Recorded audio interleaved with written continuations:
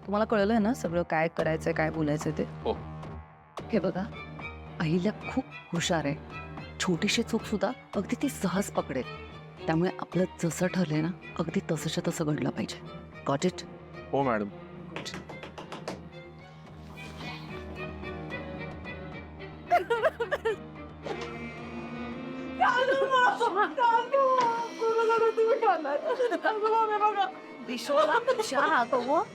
मी आले ना सगळं ठीक होईल का? काय चाललंय? अहिल्या, ह्यांना हार्ट अटॅक आलाय. डॉक्टरांनी ऑपरेशन करायला सांगितलंय पण खूप रिस्क आहे. ऑपरेशन सक्सेसफुल होईल की नाही याची गॅरंटी नाहीये. एक मिनिट. ऑपरेशन सक्सेसफुल का नाही होणार आहे पण?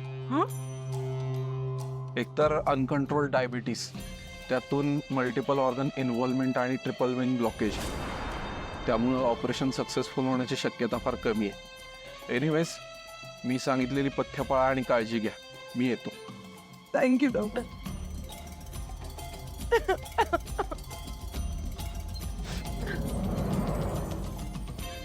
आई मॅडम, माझे आता फार कमी दिवस उरलेत. अहो सतत यमदूत माझ्या डोळ्यासमोर दिसतो मला. माझी एकच इच्छा आहे, माझी एकुलती एक मुलगी दिशा, तिचं लग्न माझ्या डोळ्यासमोर व्हावं एवढी माझी इच्छा आहे बघा. एकदा का ती सुखानं तिच्या घरी गेली की मी मरायला मोकळा. अहो असं काय बोलताय तुम्ही? आणि आपण सेकंड ओपिनियन घेऊया, चांगल्यातला चांगला डॉक्टर आपण इथे बोलवूया. हा, तेच म्हणत होतो मी. असं काय म्हणताय तुम्ही? हा. अहिल्या माझी बेस्ट फ्रेंड आहे आणि तिला माझं दुःख समजतं आहे ना. ती मला निराश नाही करणार. अहिल्या, आपण प्रीतम आणि दिशाचं लग्न प्रीपोन करूयात. तू तू पाहतेस ना ह्यांची कंडिशन कशी आहे ते. ह्यांचं ऑपरेशन येत्या 2-4 दिवसातच करावं लागणार आहे. प्लीज प्लीज अहिल्या, आपण दिशा आणि प्रीतमचं लग्न लवकरात लवकर ह्या 2-3 दिवसात उरकून घेऊयात. हे बघ, तुम्ही काळजी करू नका.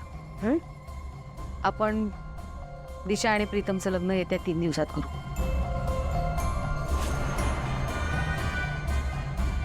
सगळं ठीक होईल.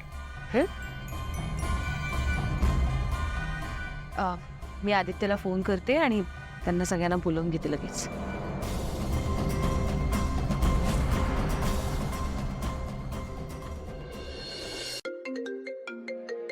आईचा फोन.